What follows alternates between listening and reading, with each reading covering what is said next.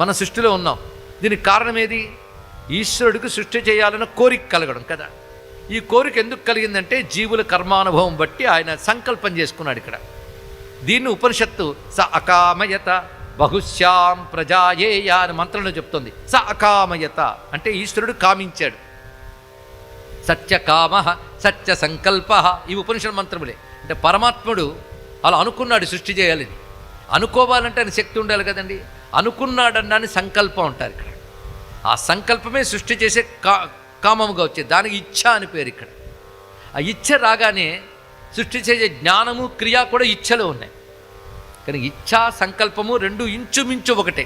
సంకల్పము కామము ఒకటైతే అందులోనే జ్ఞానము క్రియ కూడా ఉంది. మనకు కోరుకుంటుంది కానీ జ్ఞానం లేకపోవచ్చు, రెండూ ఉంటాయి కానీ క్రియ లేకపోవచ్చు, అంతే కదా. భోజనం చేయాలని కోరుకుంది కానీ వంట చేసే జ్ఞానం లేదు, వంట చేయడం అనే క్రియ లేదు, ఇంకా లాభం ఏముందండి.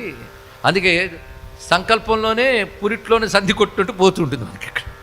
కనుక కామం ఒకటి ఉంటే సరిపోదు, దానికి తగ్గ జ్ఞానము క్రియ ఉండాలి. కానీ ఈశ్వరుడి కామం ఎలాంటిది అంటే ఆ ఇచ్ఛలోనే జ్ఞానక్రియ ఉంటుంది. కానీ ఈశ్వరుడి కోరిక ఎంత గొప్ప శక్తివంతమైనదో చూడండి. మొట్టమొదటి సృష్టి కంటే ముందు ఈశ్వరుడికి ఆ కోరిక పుట్టింది కనుక ఆ కోరిక అనే శక్తిని కామేశ్వరి అంటారు. ఆ శక్తితో ఉన్నవాడిని కామేశ్వరుడు అంటారు. అమ్మవారిని ఆరాధిస్తున్నామంటే ఈశ్వర సంకల్ప శక్తిని ఆరాధిస్తున్నాం. ఈశ్వర సంకల్పం ఎప్పుడు వ్యర్థం కాదు కనుక ఈశ్వర సంకల్ప శక్తి అయిన లలితా మహాత్రిపుర సుందరిని ఆరాధిస్తే వాడి సంకల్పాలన్నీ నెరవేరుతాయి. కనుక సంకల్ప శక్తి కామేశ్వరి, సంకల్ప శక్తితో ఉన్నవాడు కామేశ్వరుడు. చెప్పుకున్న ఇద్దరు పేర్లు ఒకటే, కామేశ్వరుడు కామేశ్వరి. శివ శివ శంకర శాంకరి అయినట్లుగానే కామేశ్వరుడు కామేశ్వరి. ఇదే మహాకామేశ్వరి అని చెప్తున్నాం. సృష్టికే ఆది అనేది కనుక అది మహాకామం.